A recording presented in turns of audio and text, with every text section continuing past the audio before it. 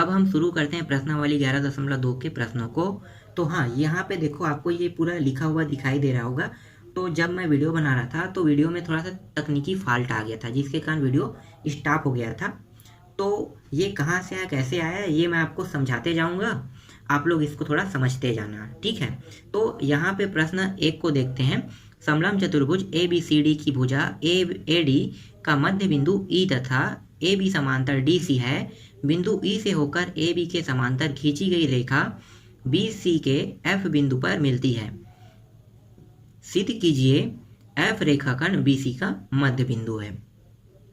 तो यहाँ पे आपको समलंब चतुर्भुज से लेकर एफ बिंदु पर मिलती है वहां तक दिया है, क्या आपको लिख लेना है। और सिद्ध क्या करना है, तो सिद्ध करना है यहाँ पे लिखना एफ रेखाखंड बी सी का मध्य बिंदु है। अब यहाँ पे देखो आप चित्र में आते हैं। चित्र में आपको ध्यान देना है थोड़ा सा कि देखो आपके जो प्रश्न है उसमें जो चित्र बना हुआ है उसमें बी डी जो रेखा है वो नहीं था। तो बी डी रेखा को हमने क्या किया, यहाँ पे मिलाया। तो यहाँ पे एक बिंदु प्राप्त हुआ। कौन सा बिंदु, जी। कब प्राप्त हुआ, जब ई और एफ रेखा को यहाँ पे देखो काट रहा है, तब ये प्राप्त हुआ। तो जैसा ये हुआ है उसको हम एक नए पॉइंट नाम देते हैं रचना। उस रचना में हम लिखेंगे कि बी डी को मिलाया जो ई एफ, देखो ई एफ के बिंदु जी पर प्रतिच्छेद कर रहा है। तो देखो वही पॉइंट हमने यहाँ पे पूरा लिखा है। उसके बाद उपपत्ति लिखो यहाँ पे, और उसके बाद देखो इस चित्र को हमें देखना है। तो बी और डी जब रेखा को जब मिलाते हैं तो जो समलंब चतुर्भुज है उसको दो हिस्सों में बांट देता है। ये कौन सा चतुर्भुज है, यह है समलंब चतुर्भुज, ठीक है। आपको चतुर्भुज को पहचानना पता होना चाहिए कि ये कौन सा चतुर्भुज है। तो ये समलंब चतुर्भुज है। तो एक त्रिभुज ये बना और एक त्रिभुज ये बना, दो त्रिभुज बना। तो हम देखेंगे पहले ए बी डी त्रिभुज में। तो यहाँ पे लिखो उपपत्ति ए बी डी में ए और डी भुजा, ठीक है। ए डी भुजा के मध्य बिंदु कौन सा है, तो यहाँ पे लिखो, देखो त्रिभुज ए बी डी में ए डी का मध्य बिंदु है ई और जी। देखो ई जी है, ई जी, और ये समांतर जा रहा है किसके समांतर, ए और बी के। तो यहाँ पे लिखो ए जी समांतर है ए बी के। फिर यहाँ पे इसलिए लिखेंगे बी डी का मध्य बिंदु जी है, यही को हमने बताना था। तो देखो यहाँ पे बी डी का मध्य बिंदु कौन सा है, जी भी है, तो जी भी है। अब यहाँ पे लिखो ए ई, ठीक है, जितना होगा उतना ही ई डी होगा। तो देखो अब हमने लिखा ई ए ई बराबर ई डी। अब यहाँ पे दूसरे चित्र पे जाते हैं, ठीक है। यहाँ पे देखो ये वाला त्रिभुज देख लो। तो ये वाला जो त्रिभुज है वो क्या है, बी सी डी त्रिभुज है। इसमें देखो बी डी का मध्य बिंदु क्या है, जी है। तो यहाँ पे देखो जी और एफ रेखा किसके समांतर है, सी और डी के। तो यहाँ पे लिखो जी एफ रेखा समांतर है सी डी के। अब यहाँ पे हमें फिर से क्या देखना है, अब हमें देखना है इस वाले भुजा को। तो देखो सी एफ भुजा, सी एफ जितना है उतना ही एफ बी भुजा है। तो यहाँ पे लिखो सी एफ भुजा के बराबर एफ बी भुजा, और यही हमें क्या करना था, सिद्ध करना था। तो यहाँ पे लिखो सिद्ध हुआ। तो यहाँ पे आप यहाँ पे एक और पॉइंट लिखना चाहते हो लिख सकते हो, अतः एफ रेखाखंड बी सी का मध्य बिंदु है, ठीक। यहां तक हो गया। तो ये प्रश्न क्रमांक 1 कंप्लीट हो गया। इसके बाद हम देखेंगे प्रश्न क्रमांक 2 को। प्रश्न क्रमांक 2 है ए बी सी डी एक समचतुर्भुज है और पी क्यू आर एस क्रमशः भुजाओं A B B C C D और डी ए के मध्य बिंदु है। दर्शाइए कि चतुर्भुज पी क्यू आर एस एक आयत है। हमें क्या सिद्ध करना है, देखो पी क्यू आर एस को एक आयत सिद्ध करना है। तो आयत सिद्ध करने के लिए क्या होता है, जो इनके जो भुजा हैं वो क्या होने चाहिए, सभी के सभी 90 अंश के होने चाहिए, तभी क्या होगा, ये आयत सिद्ध हो सकता है। तो आप यहाँ पे लिखना प्रश्न में से दिया है कि ए बी सी डी से लेकर डी ए के मध्य बिंदु है, यहाँ तक क्या आप लिख लेना। अब जो सिद्ध करना है उसको हम यहाँ से लिख लेते हैं। तो यहाँ पे सिद्ध करना है पी क्यू आर एस। देखो पी क्यू आर एस क्या है, एक आयत है, ये हमें सिद्ध करना है। तो यहाँ पे एक नया टॉपिक है रचना।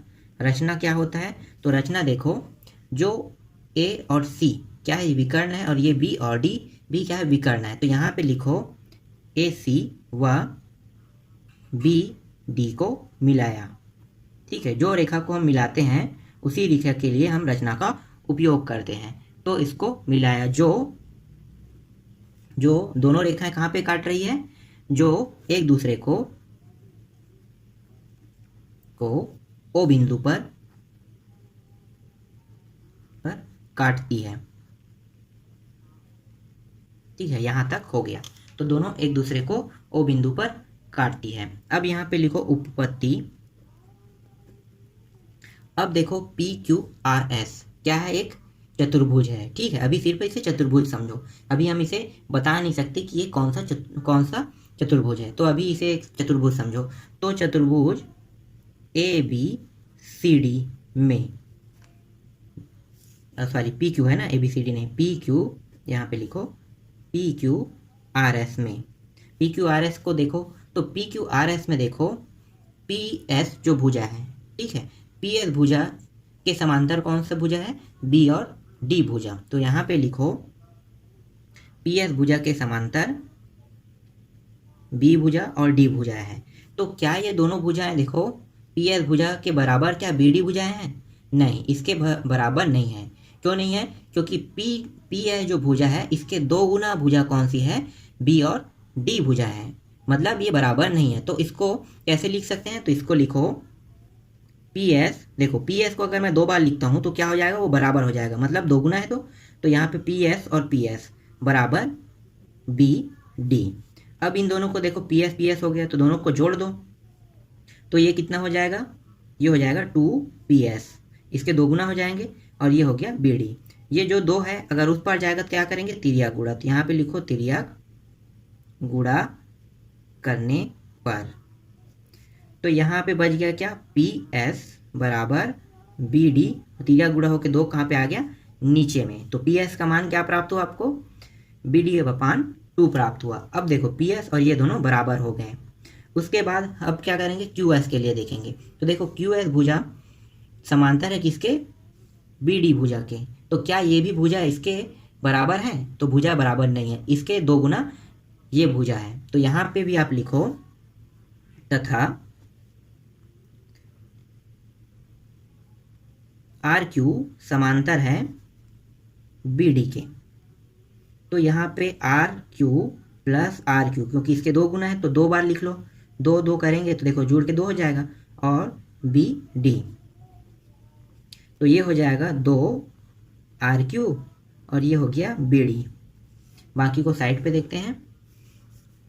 तो यहाँ पे आ जाएगा 2, यहाँ पे आ गया RQ, जो 2 है वो तिर्यक गुणा होके यहाँ पे आ जाएगा। तो यहाँ पे बचेगा RQ BD बराबर 2।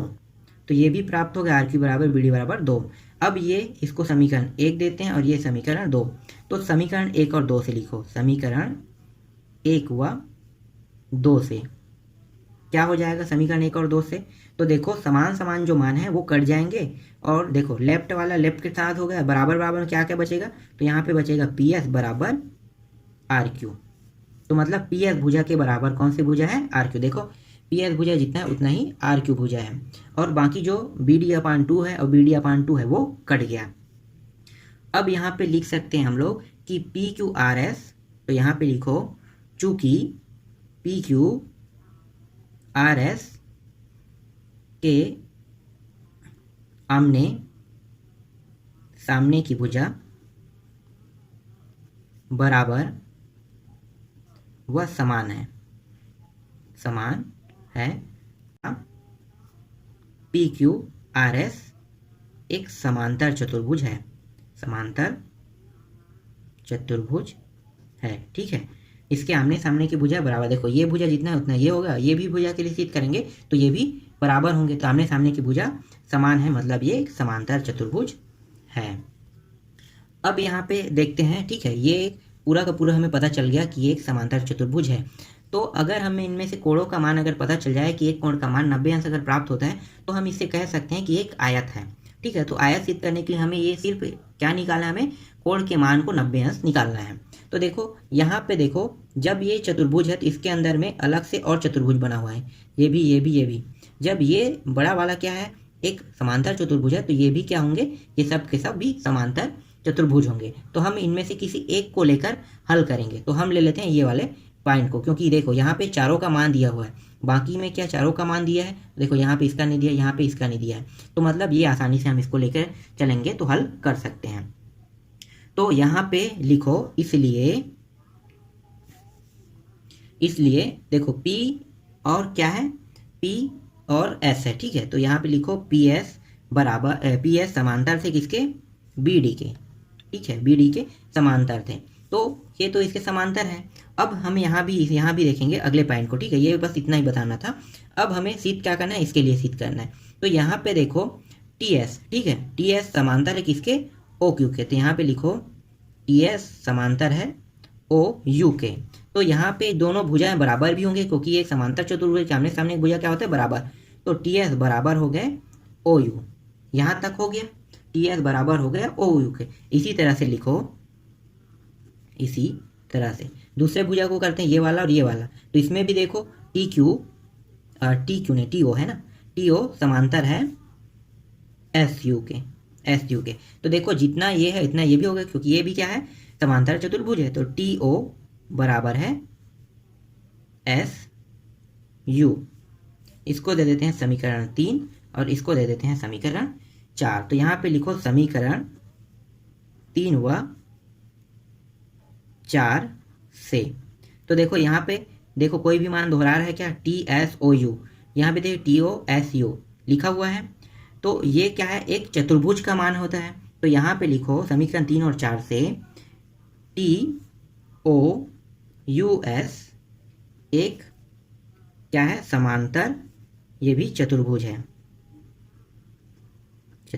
है, यहाँ तक हो गया। अब यहाँ पे देखो हमें किसको देखना है, ये वाले रेखा को देखना है, ठीक है। तो देखो AC रेखा को, AC रेखा देखो, AC रेखा पे लंब कौन सा है, BD रेखा। मतलब अगर हम BD रेखा को लेंगे तो AC उसका लंब होगा, अगर AC ले रहे हैं तो BD लंब होगा। तो यहाँ पे लिखो AC पे लंब है कौन सा, BD। अब हमें ये छोटे वाले चतुर्भुज को देखना है। तो छोटे वाले चतुर्भुज देखो TO पर लंब कौन सा है, OU। मतलब कोण TOU, यहाँ पे लिखो कोण TOU बराबर 90 अंश होगा। तो देखो यहाँ पे एक कोण का मान, कौन सा कोण का मान प्राप्त हो, इसका मान 90 अंश। तो जब इस कोण का मान 90 अंश प्राप्त हुआ, तो मतलब इसके सारे कोणों का मान भी 90 अंश प्राप्त होगा, बिल्कुल प्राप्त होगा। तो जिस भी कोणों का मान 90 अंश प्राप्त होता है, तो वो क्या होता है, एक आयत होता है। तो यहाँ पे लिखो चतुर्भुज TOUS एक आयत है तथा PQRS के एक कोण का मान